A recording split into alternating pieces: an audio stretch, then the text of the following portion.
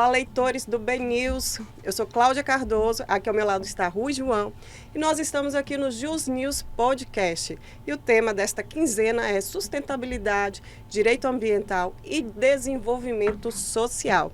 E para conversar sobre esse tema, nós temos aqui Jorge Humberts, que é advogado especialista na área ambiental, e também Marcos Machado, que também é advogado na área ambiental e também já trabalhou como diretor do INEMA e do IBAMA. Então a gente vai tratar aqui de temas polêmicos, né, que estão quentes, né, e lembrando que nós estamos no Junho Verde, aqui no BNews. Então vamos começar aí falando, gente, um pouquinho sobre o que é esse projeto de lei, esse PL do retrocesso, né, que foi discutido recentemente, né, que a proposta dele era atualizar leis ambientais. Ele de fato é um retrocesso ou ele era uma necessidade de atualização?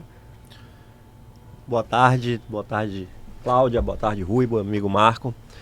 É uma pergunta excelente porque como aconteceu com a famigerada PEC das praias, que se coloca um carimbo e se dificulta o debate democrático e científico mais claro de determinada matéria, isso está acontecendo agora também com o PL do licenciamento ambiental, que já tramita há um bom tempo no Congresso, que é a casa competente para esse tipo de debate.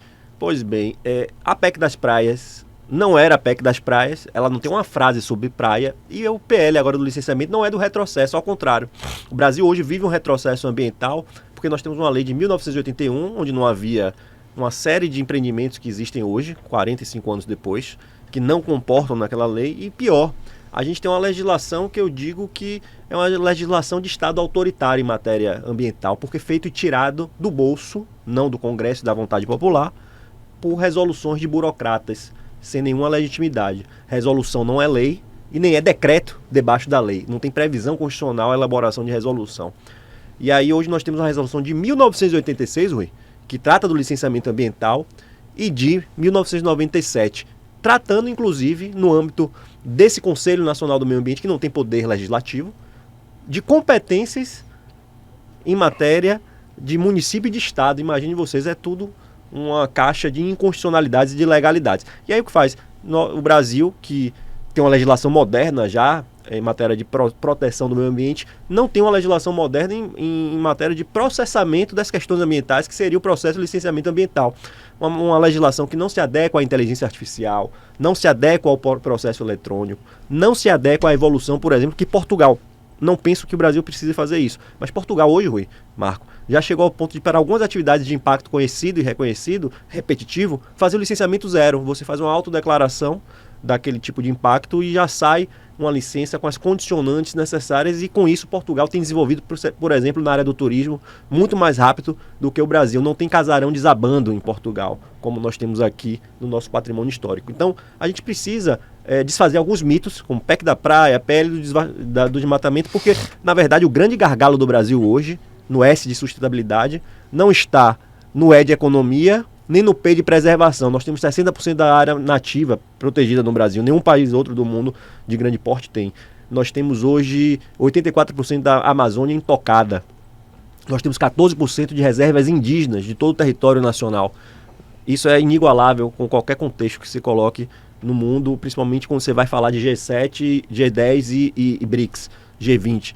Então, o Brasil hoje tem uma legislação que, primeiro, não é tirada do Congresso Nacional, que é o espaço democraticamente legítimo para tal, e segundo, que remonta a 1981, 1986, 1997, e que não traz nenhum tipo de...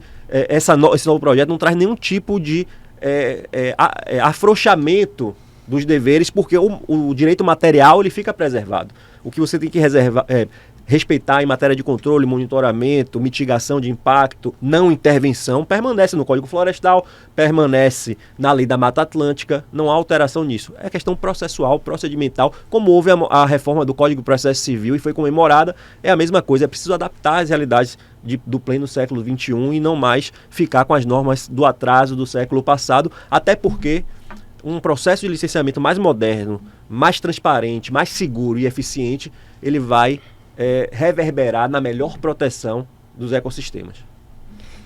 Boa tarde a todos. É um prazer dividir essa mesa aqui com você, Cláudia, com o George, com o Marcos, com todos os ouvintes e debater em profundidade um tema que é tão relevante embora não seja tão discutido na sociedade, que é o meio ambiente e a sua regulamentação. E me parece que é no mês de junho, justamente o Junho Verde, que é o momento propício para podermos tocar nesses assuntos, debater, colocar na mesa, na roda, o assunto meio ambiente. Então, qual é o propósito efetivamente deste projeto, deste chamado Junho Verde para toda a sociedade e como ele se desenvolve? Boa tarde, Rui. Boa tarde, Cláudia. Boa tarde, Jorge Zumbert. Olha, o Junho Verde, ele é de extrema importância justamente para trazer a sociedade, né, para perto da discussão do desenvolvimento, né? Então é um mês que ele tem esse arcabouço de eventos, de discussões, até esse podcast aqui que está sendo realizado justamente para trazer para perto a sociedade por um tema tão importante que é o meio ambiente, que é um bem difuso previsto na Constituição da República, né, e que carece de um cuidado não só do poder público, né, o poder público é o detentor de todas as ferramentas e instrumentos da proteção ambiental. E mais, né, depois da fala de Dr. Jorge aqui, é importante que a gente lembre que a política ambiental brasileira é pautada no desenvolvimento, em primeiro lugar, né? É garantir o desenvolvimento desde que ele seja feito de uma forma sustentável, né? Então, o Junho Verde tem essa importância de trazer a sociedade para perto, entender que o desenvolvimento é necessário, né, que os empreendimentos eles têm que acontecer para gerar todos os benefícios sociais, né, que o ser humano, né, ao tempo ele evolui e é necessário, mas também esse equilíbrio ambiental e a participação popular, né, que é fiscalizando o poder público, fiscalizando os agentes, né, desse desenvolvimento para que isso seja feito de uma forma sustentável. É uma oportunidade, como o Marco falou, única, porque o junho, apesar de hoje a gente presenciar mais do que anteriormente, Rui, o debate dos temas ambientais ao longo do ano, mas em junho há esse protagonismo do tema realmente, como outras campanhas que são relevantes para o Brasil, por exemplo, em outubro, a questão do câncer de mama, enfim, a gente tem sempre esses momentos em que temas importantes ganham destaque, e o Junho Verde cumpre uma missão fundamental, que para mim é a principal, Marco e Cláudia, do tema ambiental, que é trazer informação, educação, conscientização, porque um cidadão conscientizado tanto dos seus deveres quanto daquilo que ele pode fazer em matéria em relação com o meio ambiente é um cidadão que vai colaborar para a sustentabilidade na maior medida do que um cidadão que tomou uma multa, que tomou um embargo, que foi sancionado. Então eu acredito muito na educação ambiental e esse tipo de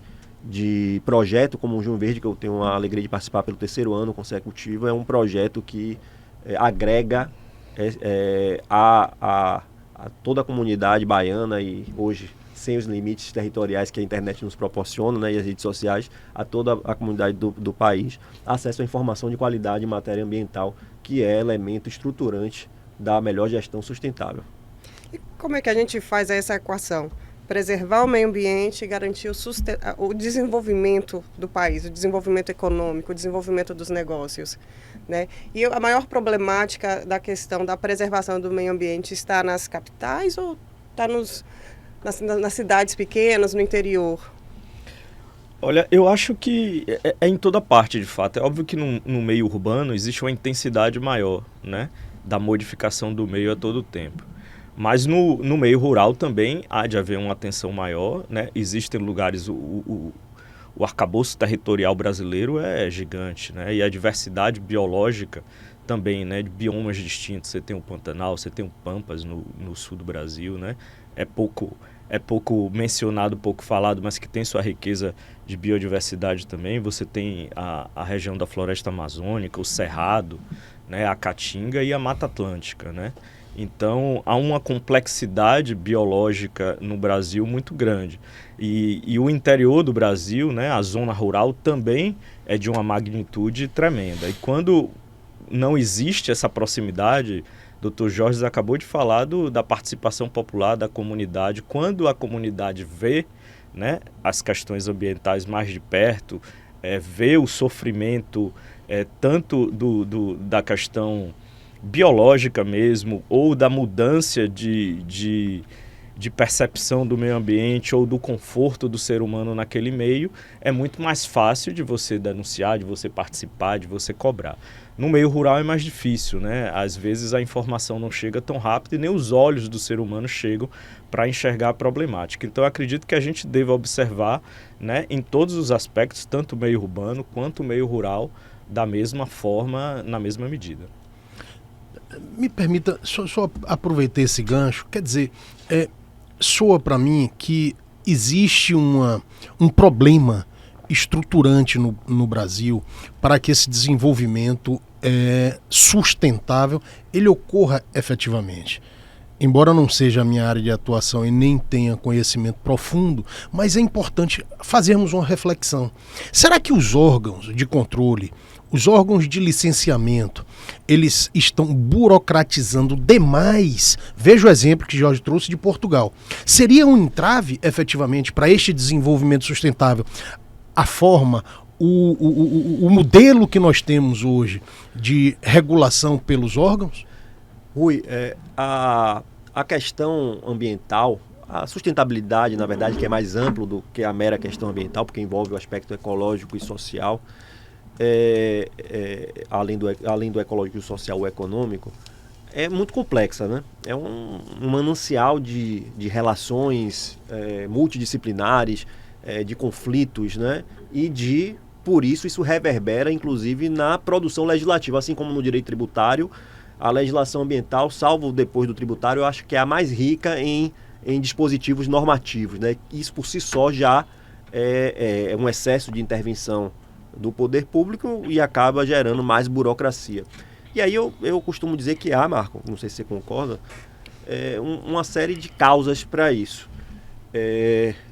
E uma das principais que eu tenho alertado bastante é que, infelizmente, há um sucateamento dos órgãos ambientais no Brasil. A falta de concurso público para preencher vagas nesses órgãos, que não são vistos como prioridade, falta de orçamento para investimento em tecnologia, em equipamento, em qualificação dos profissionais que já estão lá, além de novos profissionais.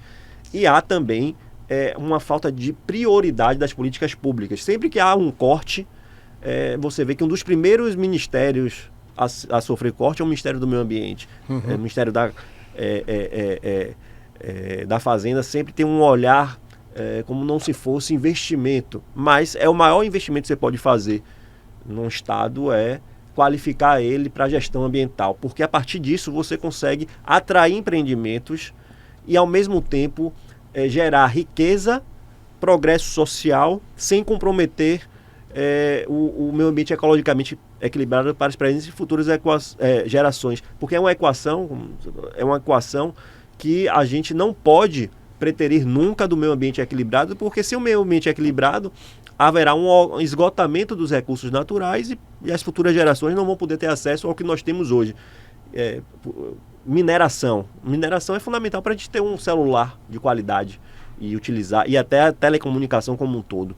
Mas absolutamente tudo tem mineração. Né? Até alimento hoje em dia, você parte do pressuposto que precisa do minério para a concepção e a produção daquele minério, daquele alimento. Então, a gente não vive hoje.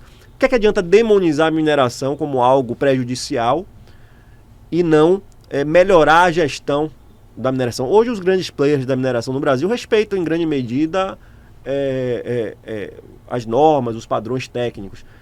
Claro que há também a mineração criminosa, né, a ilegal, que é a mais danosa, a prejudicial, e é crime, né? Não precisa dizer muita coisa. Então não adianta você chegar e demonizar o agronegócio, demonizar a mineração, demonizar qualquer tipo de produção, de aspecto produtivo, porque nós precisamos de todas essas interferências, porque somos seres humanos que dependemos da mineração e do alimento, do agronegócio para sobreviver. É impossível imaginar num mundo com bilhões de pessoas, a sobrevivência de cada uma com uma vida digna, sem essas intervenções. Então, Rui, eu diria que o excesso de normas é um problema, é uma burocracia no Brasil, mas há em outros países também. Mas o maior problema hoje que eu acho é a falta de investimento em pessoas, em equipamentos e em tecnologia e inovação na área de gestão sustentável. Eu acho, Rui, que essa resposta de Jorge é perfeita, no sentido da gente compreender essa complexidade e tamanho, não só legislativo, mas burocrático brasileiro. Jorge tocou num assunto que para mim é muito caro, que é justamente o não aparelhamento dos órgãos ambientais, né? Hoje a política ambiental ela traz diversos instrumentos, né, para a gestão ambiental, dentre eles o zoneamento ambiental, que é importantíssimo e que o Estado brasileiro faz muito pouco, né? Eu acho que esse é um dos instrumentos mais importantes da política ambiental, que é justamente estudar o território, seja dos Estados-membros, seja dos municípios, e já prever quais os tipos de atividade, né, aquela região tem mais vocação, tem mais necessidade e as fragilidades ambientais. Para daí a gente partir para um outro instrumento que é o de licenciamento ambiental. Se esse zoneamento ele fosse aplicado, fosse elaborado, fosse sério, o sistema de licenciamento ambiental, esse procedimento seria muito mais célere e simples, né? Hoje, com a falta da implementação das outras políticas previstas na lei, né, pelo próprio Estado brasileiro, você entrega ao licenciamento ambiental, que é um desses instrumentos, toda a responsabilidade de resolver o problema, né, de evitar os impactos e garantir o desenvolvimento. Daí a falta de celeridade, né? O outro ponto que o Jorge tocou que é importantíssimo, que é essa falta de investimento que traz o que eu chamo de inação do Estado. E aí, Jorge, a gente volta à nova lei de procedimento de licenciamento ambiental que está no Congresso Nacional. Eu chamo essa lei justamente como resposta à inação do Estado. Quando o Estado... chamada pele do retrocesso, que ficou assim, batizada. Quando o Estado ele deixa de investir nos órgãos ambientais, ou seja, ele deixa de fazer concurso público, de melhor treinar os seus técnicos, né? Hoje a gente vê técnicos no órgão ambiental que ele está muito preocupado com a proteção ambiental em si e esquece de que aquele empreendimento, o Jorge falou agora da mineração, é deveras importante para a sociedade. Então você esquece a missão do Estado, que é garantir o desenvolvimento de forma sustentável, né? E acaba tendo amarras ambientais dentro de um processo ambiental que deixa dele ser célere, né? A falta de investimento em tecnologia. Hoje a gente tem inteligência artificial que pode ser um aliado do poder público, né? Então essa inação do Estado, essa demora dos processos de licenciamento, que atravancam diversas obras, que é o discurso, né, da frente lá no Senado, que acabou de aprovar esse projeto de lei, né, faz com que o Congresso reaja com a lei, simplificando procedimentos. É óbvio que vai ter alguns problemas, o Jorge falou aqui da Mata Atlântica, mas existe um artigo expresso, Jorge, nesse projeto de lei que revoga o artigo 14 da Lei de Mata Atlântica. É uma resposta que o Congresso está dando, mas precisa de ajustes, né? Precisa de mais... Você tocou num ponto importante aí, Marco, que primeiro, é o PL para o o leitor do Bem, mas em especial o nosso ouvinte e YouTube espectador ficar sabendo, é o PL 2159 de 2021, que estava tramitando no Senado, foi aprovado e voltou, já tinha passado pela Câmara e agora volta porque teve mudança. Essa revogação do artigo 14, ao meu ver, é pertinente. Não vou dizer no conteúdo especificamente, não vou entrar nesse detalhe aqui, mas na forma. Por quê? E aí, Rui, como entendedor de processo apesar de atuar na área do direito material e do direito do trabalho, mas o processo hoje, um dos problemas do processo, você concorda comigo como advogado também, é quando a gente tem um emaranhado de normas que conflitam. Então você tem que pegar o processo, e foi o que o Código de Processo Civil tentou fazer, aglutinar tudo dentro de um mesmo dispositivo, de um mesmo sistema processual para evitar conflitos, confrontos de competência, de matéria. E é isso que faz, né? Porque hoje nós temos lei de licenciamento, normas de procedimentais de licenciamento ambiental, na lei da Mata Atlântica, no Código Florestal, na lei 140, complementar 140, e aí uma às vezes conflita com a outra. Hoje nós temos um conflito. A lei complementar 140 trata de uma forma, que é o licenciamento ambiental em matéria de Mata Atlântica em área urbana, e a lei da Mata Atlântica trata de outra. E aí fica aquela dúvida, prevalece a norma que privilegia o município, o Estado, a União, e aí já gera um conflito de pacto federativo.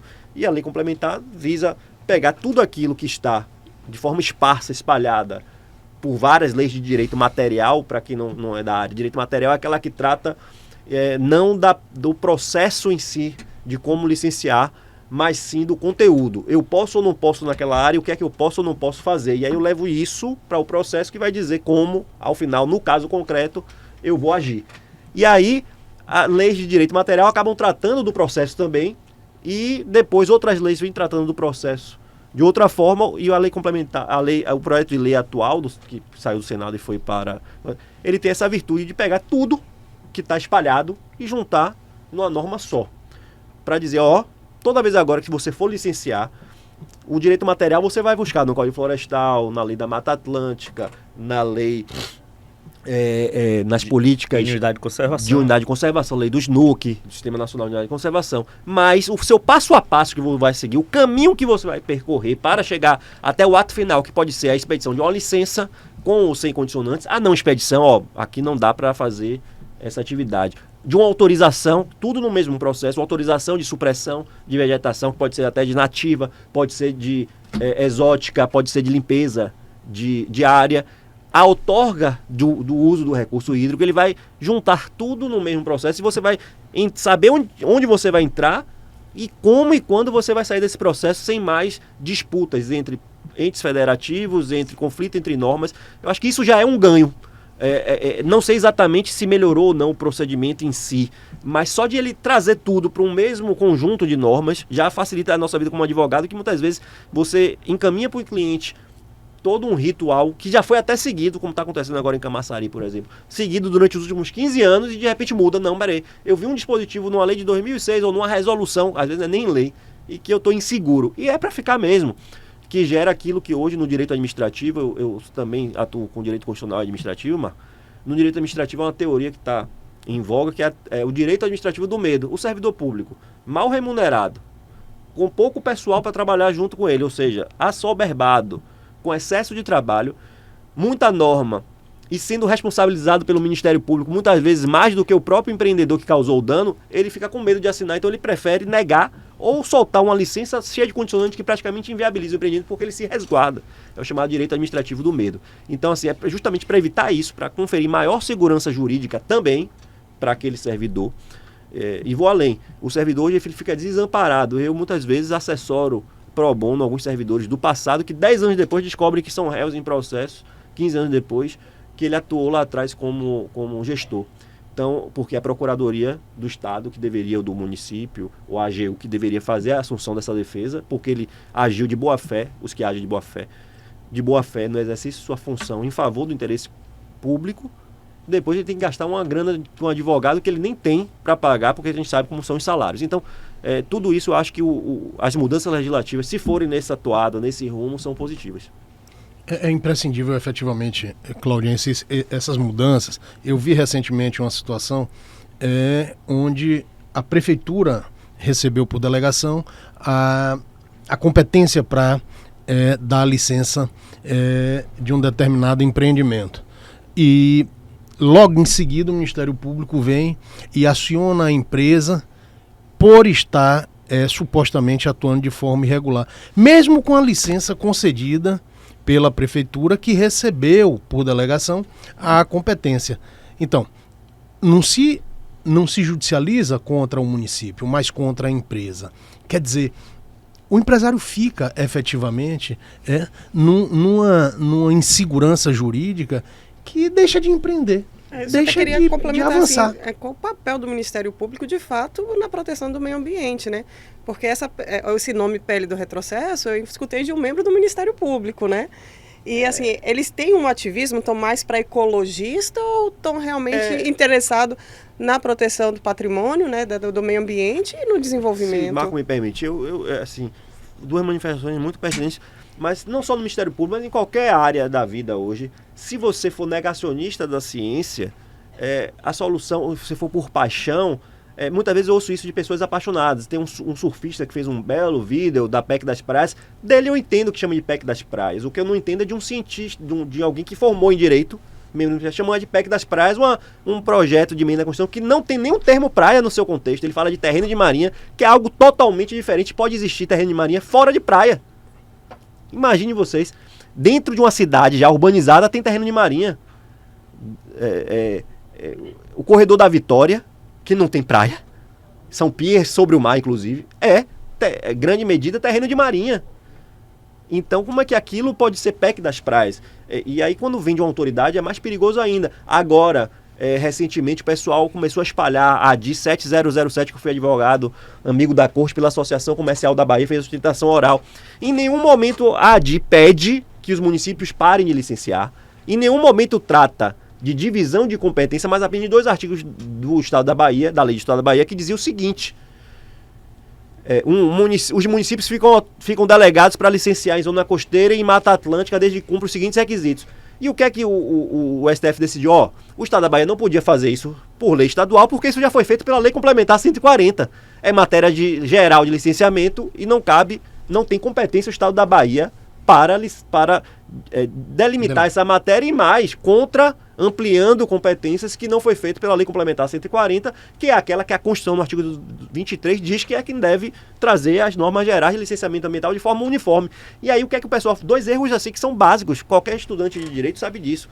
Primeiro, nunca um ADIM poderia tirar competência de qualquer ente. Quem pode tirar ou entregar competência é a Constituição, artigo 23. Então seria por emenda constitucional. 2, como é que uma lei da Bahia declarada inconstitucional vai impactar na impossibilidade dos municípios de todo o Brasil licenciar? É até algo que você não precisa nem ser da área do direito para falar, poxa, que exagero é esse? E assim, aí eu fico muito preocupado com esse... E repito, parte do Ministério Público, de advogados também, de ONGs, de professores de direito ambiental, né, Marco? De servidores, é que tem esse preconceito, mas eu fico impactado com esse preconceito com os municípios. Porque parece que o município por excelência, o lugar da incompetência, da malversação e da corrupção. Quando a gente vê que Mensalão, Petrolão, INSS, enfim, vários escândalos de corrupção de grande monta não aconteceram no âmbito dos municípios, mas sim da União e dos estados. E um segundo ponto que fico abismado também gente, se tem problema nos municípios, vamos qualificar o município, porque quando você tem um dano ambiental, quem é que está mais perto ali quando você falou na área rural? É o prefeito de Xorroxó e o seu fiscal de lá? Ou é o cara do gabinete do IBAMA, Marina Silva, que está viajando para a França ou num barco com Greta dificultando até uma guerra, mais causando problema do que ajudando sua solução? Eu fico me preocupado com isso, porque no Brasil... os municípios precisariam ser muito mais valorizados, e aí sim, se não tem qualificação para licenciar, primeiro que a lei não permite. E precisando qualificar, que se qualifique o município, porque é ele que a gente bate na porta do vereador. Você consegue falar com o vereador com muito mais facilidade do que com um deputado estadual, federal e com o senador, ou o presidente da República, ou o governador do estado. Porque isso faz parte da lógica. O município é a primeira trincheira ali, e tanto é que a Constituição foi rica em outorga de competência para o município. É o município que tem mais artigos com competências na Constituição. O 23 que ele tem competências com, mas depois vem o 30, o 182, que vai tratando do que o município tem que fazer e entregar para o cidadão. Então eu acho que 2 pontos aí, para resumir, Cláudia e Rui, essa questão, e quero que ouvir também Marco, tô curioso para entender o que ele pensa disso, mas são 2 pontos. Primeiro, há muita militância ideológica na área ambiental, por parte até de quem deveria seguir, na verdade, a ciência e as leis. Não tem, a ADI 007 não tirou competência do município, nem poderia, por questão lógica. A PEC da praia não é sobre praia, e a mudança legislativa do PL do licenciamento não é de retrocesso. Você pode concordar com ele todo, discordar. Eu mesmo discordo de vários trechos, mas de logo já, porque você já encerra o debate. Isso para mim é antidemocrático. O que é que as pessoas fazem hoje no Brasil? Colocam um rótulo e não discutem mais o tema. PEC das praias, vai acabar com a praia. Aí a pessoa não vai nem ver o conteúdo, que não tem nem escrito praia. A DI 707 acabou com o município. A pessoa nem leu o acórdão e já disse que acabou com o licenciamento. Eu participei do processo durante 5 anos. Se tivesse acabado, tá todo mundo na legalidade no Brasil. Porque a decisão que foi convalidada pelo STF já vale desde 2021. Então, todo membro do Ministério Público que diz que o município parou de licenciar, estava prevaricando, porque desde 2021 Lewandowski deu a liminar, há quase 5 anos atrás, suspendendo essa lei baiana. Imagine vocês. Então, assim, são coisas que você derruba com um mínimo de estudo, de seriedade científica, de rigor técnico. E o município realmente deve ser o ente em que as questões ambientais tenham prevalência, porque a maioria dos impactos não é de ordem nacional, internacional nem regional, é local. É o comércio, é o hotel, é a pousada, é o shopping center, a obra de infraestrutura de rua, de esgotamento, está tudo impactando num local específico, num município específico. Então é ele que deve estar preparado para essas demandas. Eu acho que Jorge tocou em 3 pontos extremamente interessantes. Um deles, e que eu concordo que é real, tá, Rui? Que é essa falta de assessoramento ao técnico ambiental, né? Então ele está pecando pelo excesso, de fato. Por quê? Porque ele está preocupado em ser responsabilizado. Isso é real, né? O técnico que concede uma licença ou deixa de autuar um empreendimento, né, e que posteriormente é instaurado um inquérito civil, ele pode responder por aquela suposta falta de zelo a rigor do que é interpretado pelo promotor de justiça ou pelo procurador da República, né? E isso é real, né? E é um fato em que se traz travas no processo de licenciamento, porque o servidor ele tenta a todo tempo se blindar, né, do que pode estar por vir. Então, se eu não pedir um estudo aqui do lençol freático, né, às vezes o empreendimento não tem nem uma perspectiva de impacto a um lençol freático, mas o técnico vai exigir do empreendedor um estudo sobre o lençol freático, que precisa de uma modelagem matemática, é um estudo caro, né, e aí você notifica o empreendedor um prazo grande, porque a empresa que vai fazer esse estudo precisa de um prazo para concluir o estudo, e o processo de licenciamento ele vai se perdurando. Porque o técnico pede aquilo para se blindar. Porque caso ocorra, numa remota hipótese de 10% de possibilidade, né, pode responsabilizar o técnico que não exigiu um estudo, né, que talvez nem precisasse. E não o empreendedor, né, que não informou que talvez pudesse atingir o lençol. Exatamente. E aí eu puxo um gancho, Jorge, para o que traz essa nova lei que está por vir aí, né, que é o projeto de lei de licenciamento, que ele já traz para todo tipo de licença quais os estudos necessários, né, os estudos básicos, né. Outrora a gente não tinha isso na legislação federal, né? Não tinha nenhum instrumento normativo que dissesse ao empreendedor de antemão quais os estudos que ele vai precisar ter. Isso é bom até para o empreendedor se programar financeiramente, inclusive, e no ponto de vista temporal, né? Ele já sabe quanto tempo mais ou menos ele vai gastar para realizar aqueles estudos e o valor que ele vai ter que desembolsar para realizar aqueles estudos, pelo menos o valor médio. Uma parte, né, Marco, que é um grande problema hoje também, né? A qualidade dos estudos. O Perfeito. Empreendedor exige muito do servidor, mas apresenta muitas vezes estudos de má qualidade que o servidor tem que ficar corrigindo ou solicitando renovação, melhorias, acréscimos, né?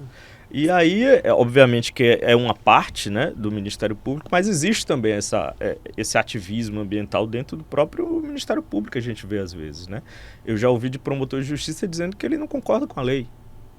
E, portanto, o inquérito, ele continua, né?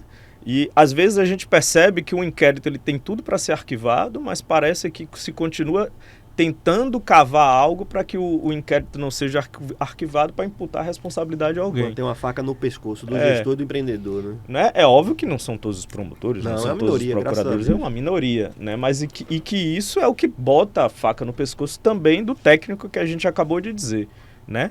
A legislação também, essa nova legislação, ela vem repetir algo que, ao meu ver, deveria ser melhor regulamentado, tá, Jorge? Que é justamente continuar entregando aos Estados-membros, dizer o que é impacto local, o que é impacto regional, né? Isso a nova lei, ela trata, mas trata de uma forma reproduzindo o que já estava na Lei Complementar 140. Né? O que pode gerar, o que existe hoje, Rui, é uma guerra fiscal ambiental.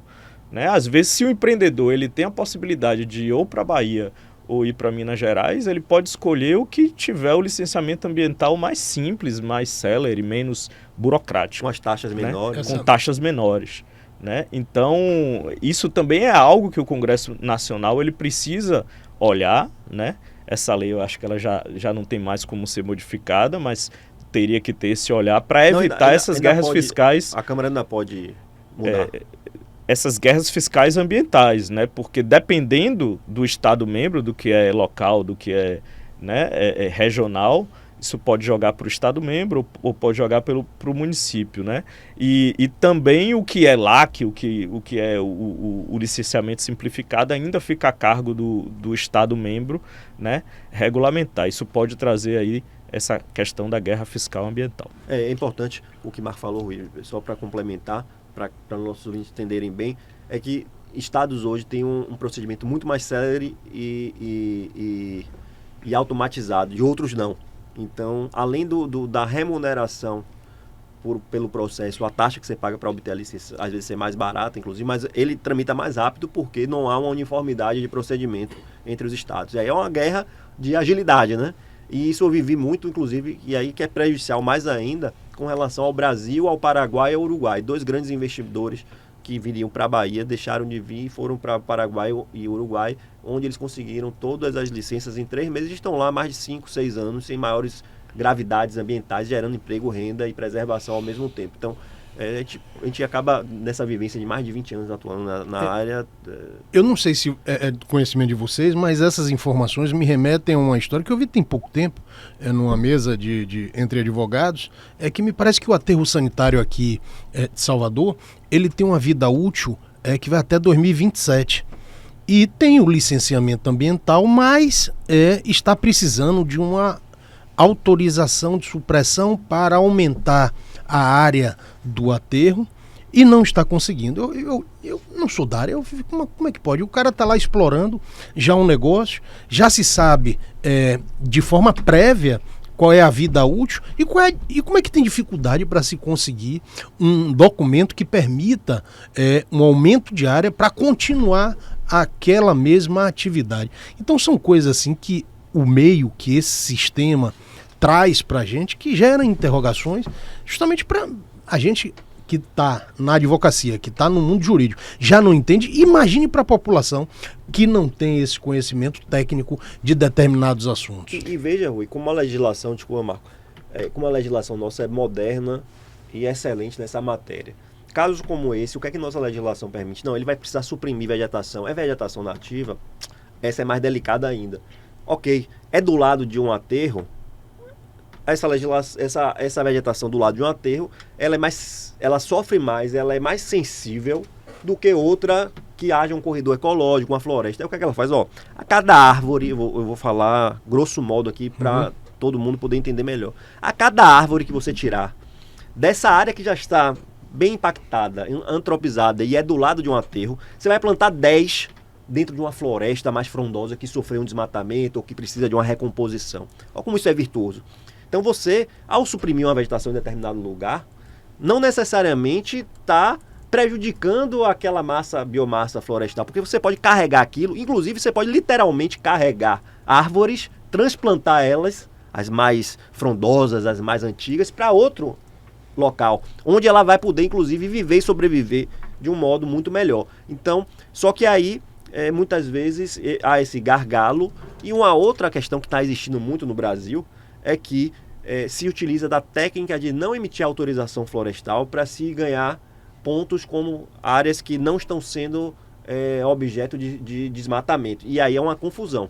A supressão, ela é direito, o desmatamento é crime. E você fazer números de manutenção de base florestal, porque está negando autorizações de direito e faltando com a fiscalização do desmatamento, também acaba sendo uma política pública nefasta por proibir o permitido e aí melhorar as condições de vida, porque o aterro é para todos nós. Isso. E, ao mesmo tempo, deixar de combater o efetivo desmatamento, porque você vai obter um índice alto de manutenção de vegetação, mas é o que você está mantendo as que poderiam ser protegidas e deixando de lado as protegidas, porque você está alcançando esses índices a partir desse tipo de lógica, que é muito mais fácil você negar uma autorização do que ir em campo e pegar o desmatador criminoso, que é esse que deve ser punido. Então tem essas variáveis aí, o que eu queria deixar aí. Eu acho que esse caso concreto traz, inclusive, o que o Jorge já colocou, né? O processo de licenciamento, ele deve haver um regramento mais claro, né? Mais sistêmico, que é o que está se tentando fazer aqui agora, mas o direito material ele permanece. Então, o licenciamento ambiental, quando impacta uma vegetação, é necessário um outro ato autorizativo que chama autorização de supressão de vegetação, que é o que o Rui acabou de colocar.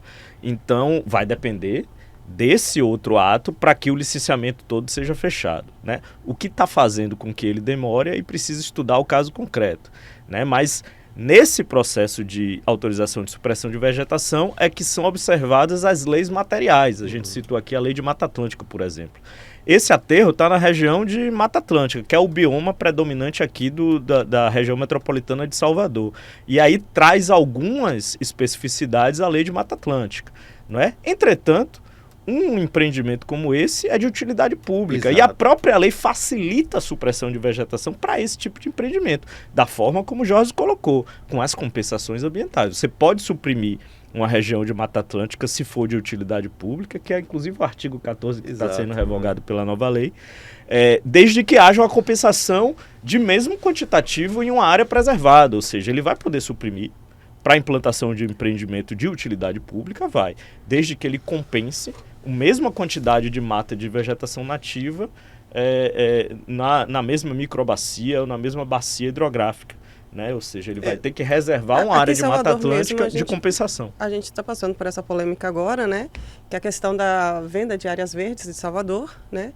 E assim, teve um tempo atrás que o prefeito Bruno Reis falou, não, Salvador é a cidade mais arborizada, pesquisas já mostram que Salvador não é das cidades mais arborizadas.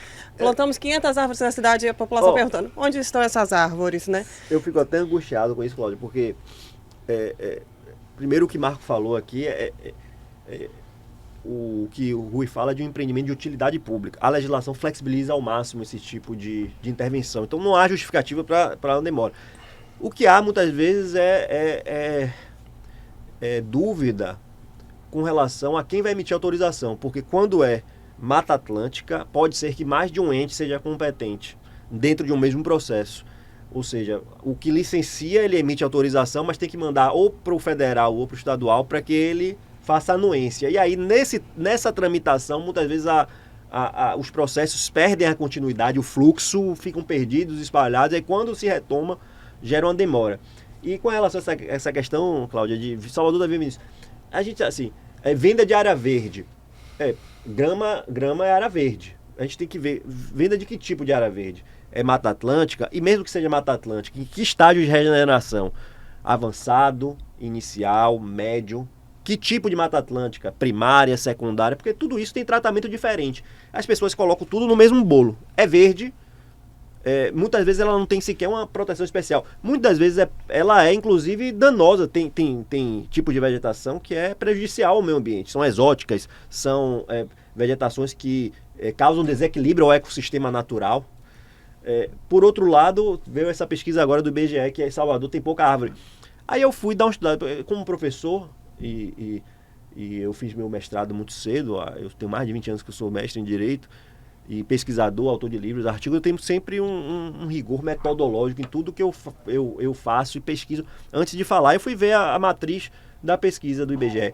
É menos árvores na calçada. Aí você já tira, será que o lugar de árvore é na calçada, necessariamente? Não é uma análise da extensão territorial dos nossos parques, das nossas reservas, das nossas unidades de conservação, das nossas APAs, árvore. Então, imagine você que uma cidade derrube toda a vegetação nativa e saia plantando coqueiro em toda a calçada. Ela vai ser mais considerada, por essa metodologia do IBGE, mais arborizada do que Salvador, que tem o Parque de Pituaçu, o parque ali municipal, que a gente faz muito... São Bartolomeu? São Bartolomeu, que é maravilhoso, que é um ecossistema muito mais protegido do que você ter árvores isoladamente plantadas numa calçada. Então, tudo também tem que ver com o método. Qual foi a finalidade desse estudo do IBGE? Qual foi a fonte? Se foi também, por exemplo, eu quando era menino, vi do meu lado um adolescente já mais velho que eu, com 14, 18, o cara do IBGE foi lá na porta da casa dele. Quantas TVs tem em sua casa? 10. Se for o método mesmo do censo, pode conter algumas falhas de proporção. Então, assim, quando a gente fala de direito, de meio ambiente, como eu disse lá no volta ao começo, né? É muito complexo, precisa de muito rigor científico. Não vejo no meu censo, aí eu não estou falando em base científica zero, porque eu não tenho esses dados, mas não vejo Salvador como sendo menos arborizada do que várias cidades, salvo nesse critério de calçada. Mas quando você vai falar em parques e florestas urbanas, principalmente, eu acho que Salvador tem muito mais. Aí pode ser uma segunda estatística, né? É menos arborizado nas calçadas, mas é mais quando se fala de conjunto florestal. Não sei. Eu até andei mandando uma mensagem para o prefeito Bruno Reis, porque eu acho que ele deveria tomar essa iniciativa de fazer essa... Não, beleza. O IBGE disse que eu tenho pouca árvore em calçada. Vamos fazer um programa de refloresta, já que é tão importante isso, inclusive para a cidade está reclamando, né? Vamos exigir que cada novo empreendimento plante 10 árvores na calçada. Isso se resolve até de forma simples. Mas vamos ver também o que é que eu tenho de... Porque toda vez, e eu acho acertadamente Salvador faz isso, o INEMA, o Estado também faz muito, eles preferem que você faça a reposição florestal dentro de biomas mais complexos do que com árvores isoladas. Então você suprime 5 árvores em frente à sua rua e planta 50 dentro do Parque Bartolomeu. O que é mais virtuoso? O que é mais verde? O que é verde? Né? Então, assim, a gente precisa aprofundar muito mais essas questões que todo mundo se preocupou muito na pandemia com a ciência, mas parece que agora, em matéria ambiental, fortemente a pessoa esquece. Vamos usar os rótulos. Não é verde, é PEC da praia, é retrocesso ambiental, é devastação, é cinza, é passar boiada, e usa esses rótulos para desqualificar qualquer discurso e não aprofundar. Eu acho que eu conclamo a todos, até uma mensagem que eu gostaria de deixar aqui, vamos aprofundar, vamos investigar, vamos ir a fundo. Quem tem medo disso? Não podemos ter transparência, e se tiver ruim, vamos melhorar. Acho que tem 2 pontos aí nessa questão urbana, especialmente em Salvador, que está muito realmente sendo falado agora, né? Por conta das desafetações e enfim. Uma coisa que Jorge colocou muito bem é a riqueza biológica de você preservar ou de compensar uma área verde, né? Porque aí eu costumo dizer que toda a vegetação tem a fauna agregada. Se você vai plantar árvores, né, isoladamente numa cidade, você vai ter uma fauna agregada muito rarefeita, né? No máximo ali alguns répteis, algumas aves, roedores. Quando você cria um corredor ecológico, que é o que Jorge falou há pouco, né, que é o adensamento de áreas verdes muito maiores, você traz uma riqueza biológica enorme, né? E você traz consigo a proliferação também da fauna. E isso para o meio ambiente é muito mais importante do que uma árvore ou outra isolada na cidade. Entretanto, tem um outro fator, Jorge, que é o bem-estar social. Não, tem que ter a árvore também isolada. E aí a árvore isolada dentro da cidade, além de trazer um bem-estar social, uma sensação, né, de conforto, traz o microclima também ao desenvolvimento, a qualidade de vida, né? Por exemplo, a Graça é uma área muito arborizada, mas você vai para a suburbana, quase não tem, né? Tem trechos da suburbana que não tem. Pode ser feito Jorge foi na metodologia do IBGE, eu desconheço, Jorge, mas assim... Eu também desconheci, eu fui ver o que era, mas é árvores em calçada. É isso, eu acho que o estudo do IBGE, aí eu repito, porque eu não estudei a metodologia, é justamente essa questão do microclima e do bem-estar social da cidade, da sensação do cidadão na cidade. E olha, eu costumo dizer... Uma parte rápida, um detalhe, nesse estudo, ele não conta as árvores que estão dentro do edifício. Então a gente tem muita árvore dentro de prédios aqui, mas não conta. Sim. Que são obrigados a manter muitas vezes, né? Você dá autorização de expressão, mas tem uma árvore frondosa e o município não. Essa aqui, adapte, já vi casos concretos acontecer, adapte seu projeto, porque essas árvores vão ficar. Uhum. E o Salvador tem essa característica de ter árvores que outras cidades não têm, dentro dos condomínios. Até porque aqui essas não foram contabilizadas, sagradas, porque só valia pela critério do IBGE na calçada. Porque tem acesso a toda a população. E a gente tem aqui também a questão das religiões de matriz africana, né? Que tem as árvores sagradas, né? Então, quando vai fazer uma supressão de uma árvore que é considerada importante para o candomblé ou para o banda, tem toda uma discussão em volta, né? Quando vai se remover um iroco mesmo, toda a comunidade se movimenta. Pode parecer o contrário, mas eu sou a favor da mínima remoção de qualquer aspecto ecológico, seja fauna, flora, recurso hídrico. Mas, infelizmente, é necessário. O ser humano depende da água, do minério, dos frutos, da madeira, para sobreviver. Tem a questão também da tributação, né? Das polêmicas aí, por exemplo, quem é que tem que... A quem que se paga, né? Por exemplo, quem mora em área costeira, área marinha, tem que pagar o IPTU, o Imposto para a União. Isso é certo? Isso procede? Por que tem que ser isso? Isso é justo com o cidadão? Jorge já foi superintendente da SPU, né? Eu acho que ele tem muito mais propriedade para responder isso. Na verdade, é a famosa PEC das praias, que não tratava de praia. O que é que ela simplesmente fazia o seguinte: existe um imposto que você paga em dobro pela mesma situação. Ter um imóvel em área próxima a pré-mar. E o que é a pré-mar? Pré-mar era uma... Para a gente entender a origem de tudo. Pré-mar era uma medição que, no tempo do Brasil colônia, se fazia para verificar os tanques dos invasores ingleses, os canhões dos invasores ingleses, da Holanda, enfim, da Espanha, ao chegarem perto das áreas de interesse aqui da colônia portuguesa, então colônia portuguesa Brasil, eles alcançam que dimensão, né? Que base territorial. E aí se fazia um corte para dizer, isso aqui é área de segurança nacional, segurança do Império. para se fazer a defesa, porque num ataque isso tudo vai ser atingido. Então, preferencialmente não se construía, não se utilizava essas áreas. E aí eu remonto a 1800. Aí em seguida, isso foi usado também como estratégia pela Marinha Brasileira. E logo depois, você pode reparar que há muitas fortificações em terrenos de marinha. Farol da Barra, Forte Santo Antônio, o forte ali enfim, lá na Cidade Baixa, o Forte São Marcelo, que é dentro d'água. E aí, num segundo momento, o que é que se verificou? A pessoa está ocupando uma área de segurança nacional, mas que não é mais tão necessária para a segurança nacional, vou dar uma outra finalidade, arrecadar. Então, já que é uma área de interesse nacional, eu vou cobrar uma... assim, a primeira norma diz, essa área nunca vai ser... A pessoa pode até usar, ocupar, mas nunca vai ser dona. A União vai ser sempre dona.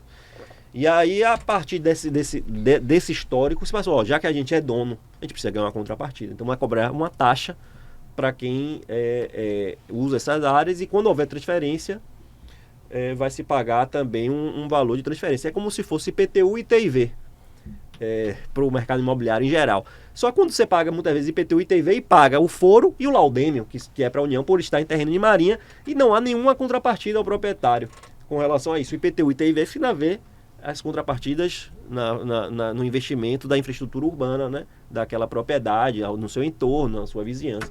E isso entra no caixa geral, não vai nem para a SPU, pra você ter uma noção, para ele cuidar, né, do patrimônio da União que está abandonado, patrimônio histórico. Se porventura o Brasil tiver uma questão de segurança, né, aquele que está ocupando a área de marinha, ele vai ter que sair, a Marinha Brasileira vai utilizar aquela área para questões de segurança. Ele tem um ônus de a qualquer tempo essa área ser retomada, principalmente para interesse público e fundamentalmente de segurança nacional.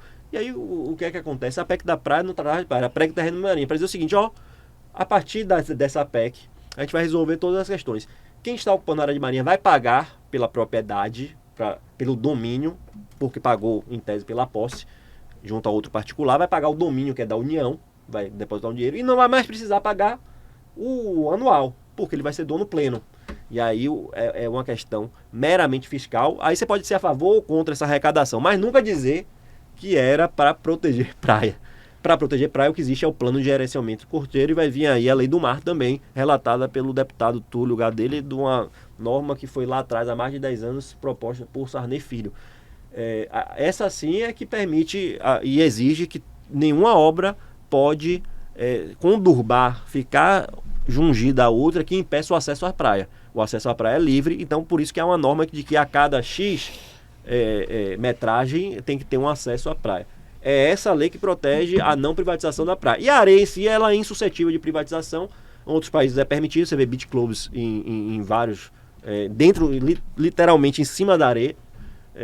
Eu tenho dúvida quanto a isso, não sou muito favorável que o Brasil adote essa prática.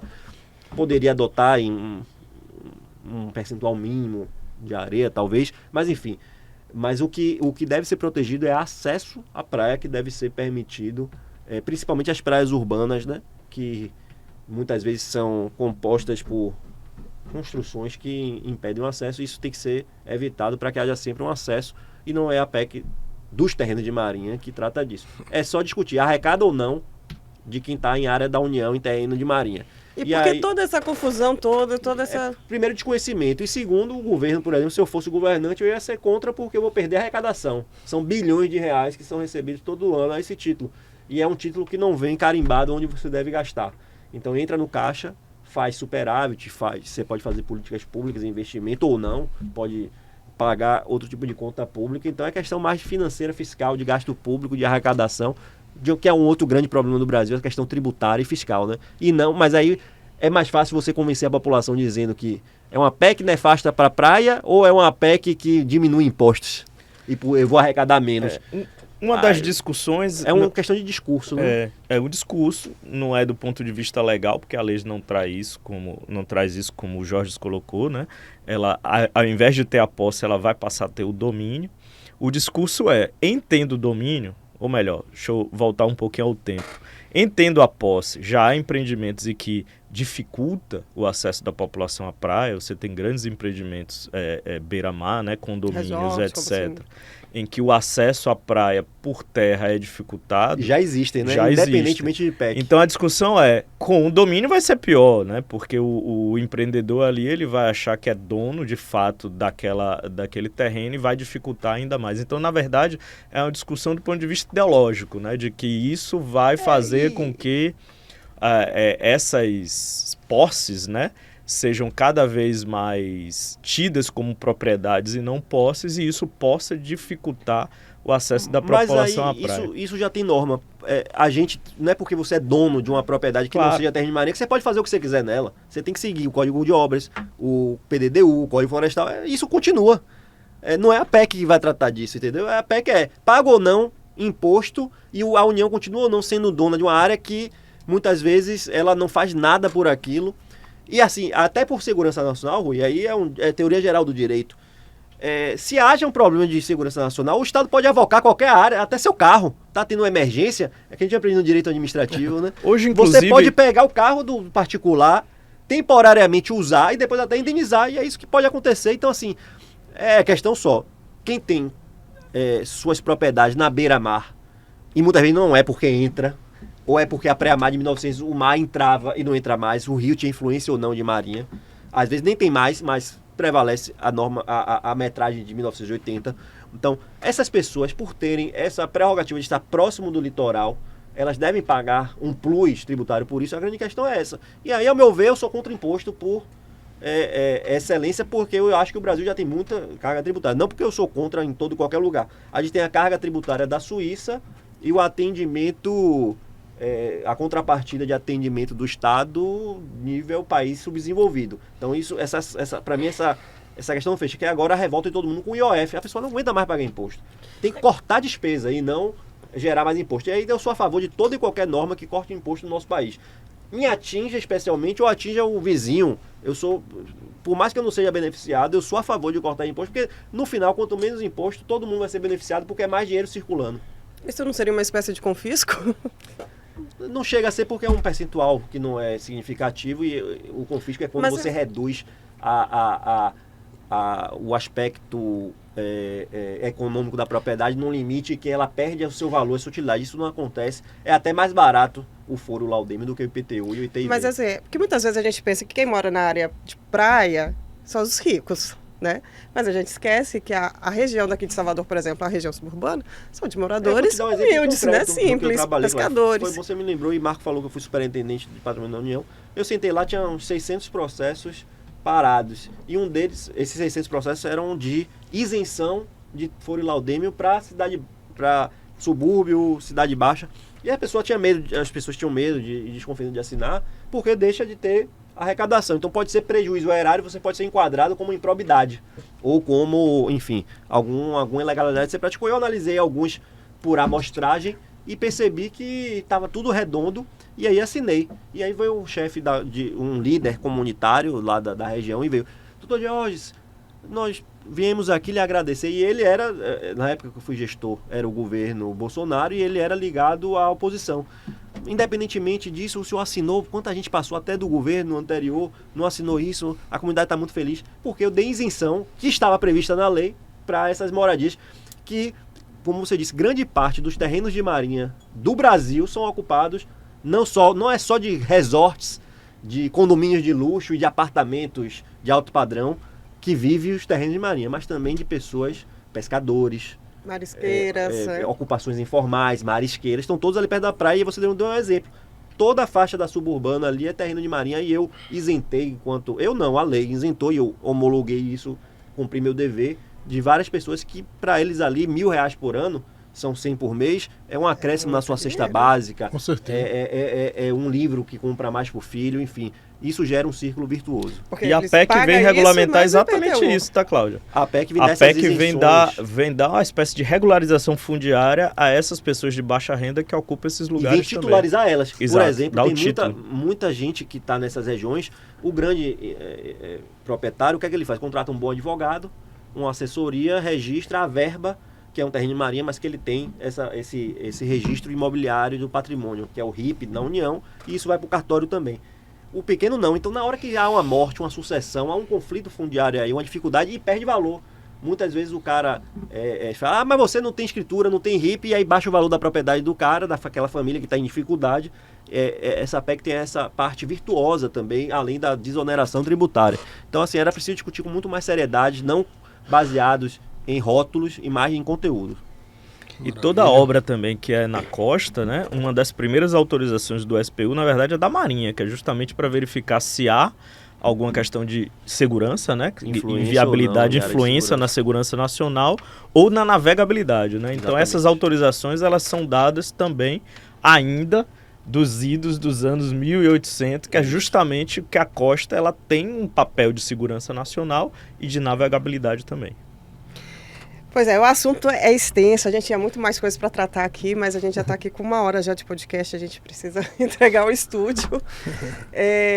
Eu queria falar sobre o PDDU, mas eu acho que a gente vai ter que fazer isso em outro momento, né? Tem a questão que muitas vezes a gente também só pensa nessa questão de preservação ambiental do ponto de vista das árvores, né? A gente precisa falar mais sobre o mar, né? A gente precisa se debruçar mais sobre a economia do mar, preservação dos mares. O problema que a gente está enfrentando aqui, né, na Baía de Todos os Santos, que é a proliferação do coral-sol, né? O que a gente vai fazer, né?